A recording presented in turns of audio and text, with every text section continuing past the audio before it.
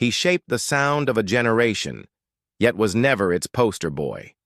While others took the spotlight, he built the soul of the music behind the glass. He shaped the sound of a generation, yet was never its poster boy. While others took the spotlight, he built the soul of the music behind the glass. From silent studios to world stages, Benny Andersson lived through the rise, the unraveling, and the rebirth of one of pop's most iconic bands. But the story he's only now telling isn't about disco balls or sequins. It's about exhaustion, regret, fractured love, and the painful silence that followed the applause. After decades of speculation, Benny has spoken, and his truth is deeper, sadder, and more revealing than anyone expected. Before the world ever danced to the beat of Dancing Queen or wept to the melancholy of The Winner Takes It All, Benny Andersson was already busy shaping the invisible foundation of what would become one of pop music's most enduring legacies. Born on December 16, 1946 in the Vasan district of Stockholm, Benny grew up in a working-class household where music was not a career path but a cherished tradition. His father, a civil engineer, and his grandfather, a self-taught musician, introduced Benny to the accordion at the age of 6. That humble instrument would unlock a fascination with melody and harmony that would never leave him. Unlike many of his peers who longed for stardom, Benny was not driven by a desire to be seen. He was more interested in understanding how music worked. From the mathematical structure of Bach to the earthy storytelling of Swedish folk songs, he taught himself piano by ear and could replicate melodies after hearing them just once or twice. By the age of 10, he was already playing for family gatherings and school concerts. No, not for showmanship, but for his innate sensitivity to tone and emotion. In 1964, at just 18, Benny joined the Heap Stars, a Swedish rock band that would become known as the Swedish Beatles. With his arrival, their sound matured almost overnight. The group began topping the Swedish charts with hits like Sunny Girl and Wedding, songs penned by Benny himself. These early successes not only revealed his ability to write memorable melodies, but also honed his skills in studio arrangement and live performance. He quickly became known as the band's musical brain, while also quietly developing an understanding of the commercial and technical sides of the industry. Then came a pivotal night in 1966.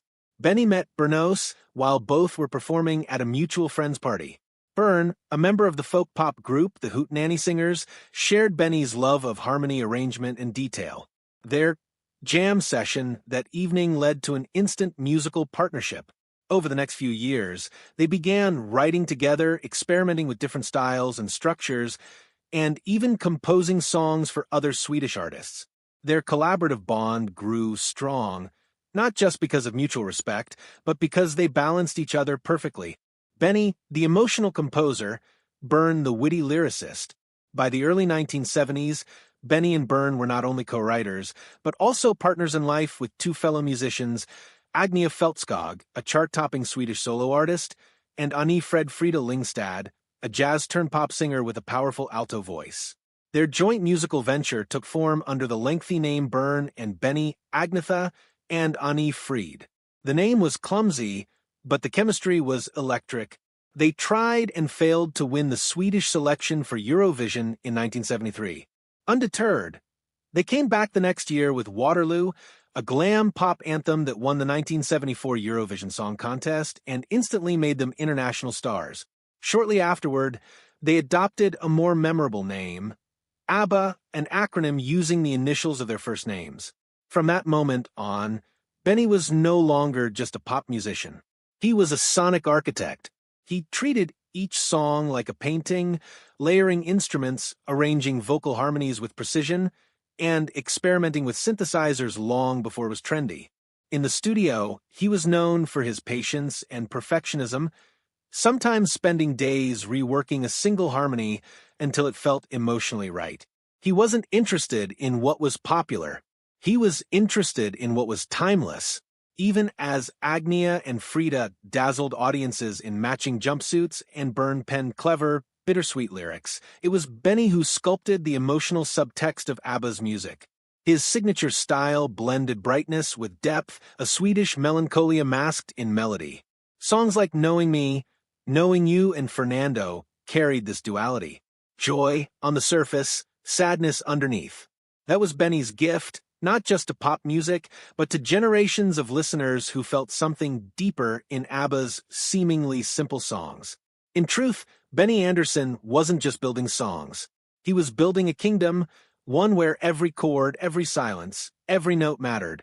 And while the spotlight often shone elsewhere, the architecture of ABBA's sound was unmistakably his. For most of the 1970s, ABBA rode an unstoppable wave of fame. But as the band soared publicly, it began to erode privately. The unraveling wasn't sudden. It was subtle, slow, like a house weathered by time rather than destroyed by fire. The first crack came in 1979 when Byrne and Agnetha divorced. It was a deeply personal break, but one that the band tried to weather professionally. At the time, the group was working on their album Super Trooper, and though the songs retained their signature polish, the sessions began to carry a new heavy tone. 2 years later, Benny and Frida followed the same path. Their relationship had once been described as fiery and symbiotic, a true musical love story. They met in 1969, long before ABBA, and built a connection through sound before anything else. Frida once said in a 1975 interview that Benny understood her in a way no one else did. But understanding in the studio didn't always translate into real life. Benny's obsessive perfectionism, which made him brilliant in the studio, left little room for emotional availability at home. Frida, expressive and emotional, felt the growing absence. By 1981, Benny admitted to having fallen in love with Mona Nerklet, a television producer he met during a broadcast special. He told Frida the truth, but the damage was done. The split was quiet, professional even, but it carved a deep scar into the band's dynamic. The next and final studio album, The Visitors, released that same year, reflected the emotional frost setting in. Songs like When All Is Said and Done and Slipping Through My Fingers dripped with unspoken pain. The sparkle was fading, and though the band would continue for another year, something vital had already disappeared, confirming the silence we all felt. For over 40 years, the story of ABBA's end was defined not by explosive headlines, but by a deafening silence. Unlike most legendary bands that go out with a farewell tour, a breakup press conference, or some final cathartic performance, ABBA simply vanished. Their last official single, Under Attack, was released in December 1982. It failed to make the impact of their earlier hits. There was no follow-up album, no world tour, no curtain call, just a gradual fade into the mist of speculation and fan theories that would stretch across decades. Their absence left a void, and into that void came endless questions. Why did they stop when they were still so successful? Did money tear them apart? Was it personal drama, creative conflict? For years, none of the band members gave a definitive answer. Interviews remained vague. The word hiatus floated around, and their public appearances became rare and cautiously polite. In many ways, ABBA became a myth frozen in time.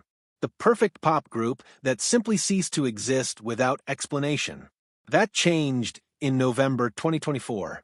Benny Andersson, long known for his quiet introspection and avoidance of personal publicity, sat down for an interview with The Guardian. He didn't arrive with a rehearsed narrative.